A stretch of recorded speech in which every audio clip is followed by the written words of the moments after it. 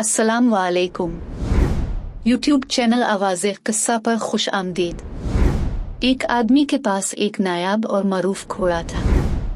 रबी नाम का एक आदमी इसके पास आया और इसे हर कीमत पर खरीदना चाहा, लेकिन इसके मालिक ने इसे फरोख्त करने से इनकार कर दिया। कई कोशिशों के बाद जब रबी ने हार मान ली तो वो भेस बदल कर शहर से बाहर निकला और घोड़े के मालिक के रास्ते में एक गरीब आदमी का रूप धार कर खड़ा हो गया जो चलने के काबिल नहीं था। देखकर घोड़े के मालिक को इस पर तरस आया और इसे घोड़े पर सवार करने के लिए नीचे उतरा।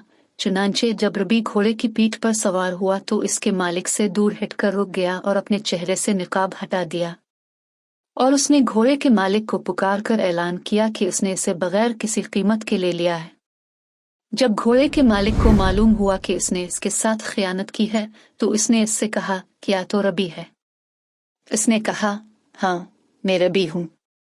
इसने कहा, जाने से पहले मेरी एक बात सुन लो। रबी ने कहा, कहो, क्या बात है?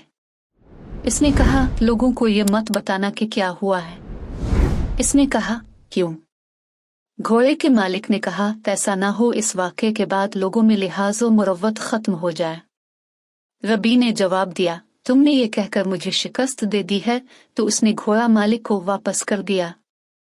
इंसानियत की खिदमत और उनके साथ हसन सलूक आला इस्लामी अक़दार हैं, लिहाजा अपने मुफाद की खातिर धोखा करना इंसानियत और इखलाकी रवैयों की बेतौकीरी है। इनसे बचा जाए ताकि मुआशरे में रवायात जिंदा रहे। मज़ीद दिलकश कहानियों के लिए चैनल को सब्सक्राइब करें और वीडियो को लाइक करें।